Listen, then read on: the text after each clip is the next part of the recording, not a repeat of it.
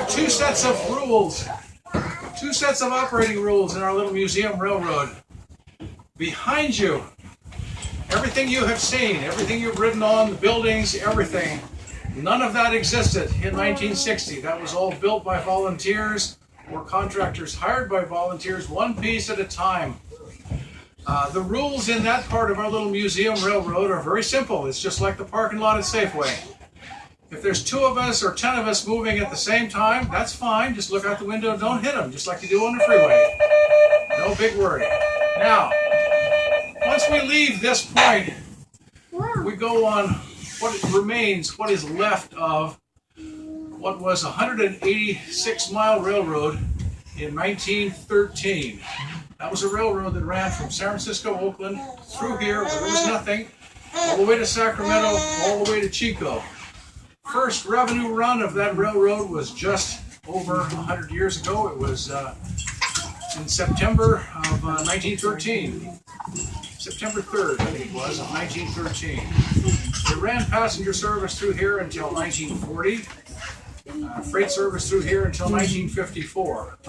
You got to remember, 1913, there was no Interstate 80, there was no US 40, there was no bridges anywhere in the San Francisco Bay Area, so this was basic freight and passenger, how you got around. It was just that simple. Okay. Of the 186 miles in 1993-94, we purchased from the railroad, the inheritor of the railroad, 22 miles. We have restored 5 miles. That's what you're going to travel out now, is 5 miles of 1913 railroad that we have restored. The thing is, that's a single track. There's no sidings to get out of anybody's way. It's also what's known as a dark railroad, which simply means there's no electric signals. So to make sure there's only one of us at a time out there, we stop at this stop sign with a mailbox, which has nothing to do with mail. It's a place to hang this, and what this is a token, which is supposed to say Western Railway Museum token. What it is very similar to a hall pass. If we've got it, that's it. If anybody else comes to this mailbox and they don't find this, they say, ooh, somebody's already out there. I can't go. We're estimating that this was first invented in the 1830s after the first collision, when people realized they needed some kind of a plan.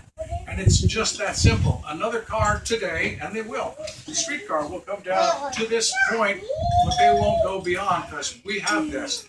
This will now remain at the motorman's feet so that he knows he owns the track.